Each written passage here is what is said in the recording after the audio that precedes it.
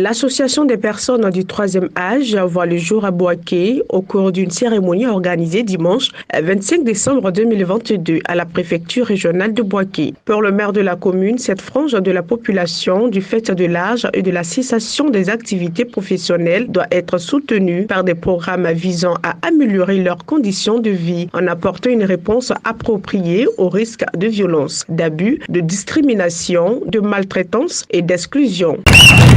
Cette initiative est à saluer. Et pourquoi? Parce que cela nous permet de nous recentrer un peu sur les personnes du troisième âge. Parce qu'elles sont souvent oubliées. Même dans nos propres familles, même dans nos propres maisons, les personnes de troisième âge sont laissées pour compte. Combien de personnes de troisième âge sont mises dans une chambre seule, sans occupation, sans qu'on s'occupe d'elles? Donc l'association va nous permettre de poser la question du troisième âge. Que devons-nous faire pour ces personnes? Puisque nous sommes tous, un jour ou l'autre, nous devenons tous un jour ou l'autre des personnes du troisième âge.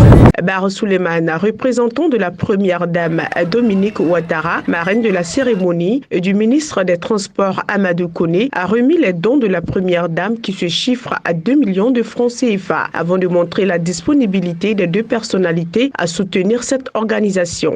La première dame salue la mise en place de cette association importante et encourage la précurseuse Madame Obeton pour son courage. Comme l'a dit Monsieur le maire, à partir donc de la mise en place de cette organisation, le gouvernement aura un œil au niveau des Boaké dessus sur les questions du troisième âge. Parce que c'est des personnes souvent oubliées dans les maisons, pourtant elles ont servi ce pays, c'est-à-dire la Côte d'Ivoire. Quand on arrive à cet âge, on devient un conseiller, on devient un soutien pour la cohésion sociale, pour la paix. Imam Makama Ouattara, président du comité d'organisation, a donné les motivations de la promotrice de cette association des personnes âgées. Aujourd'hui, on a pu réunir tout ce beau monde pour manifester, pour venir célébrer les personnes du troisième âge. On avait besoin de cela beaucoup à Boaké. Une structure qui regroupe des personnalités qui ont servi la Côte d'Ivoire.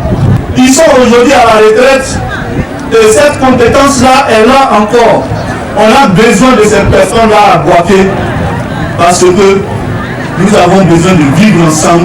Les consultations pour le diabète et la Covid, les démonstrations des danses qui datent des années 1960 et les jeux d'alliance ont été les autres articulations de la cérémonie.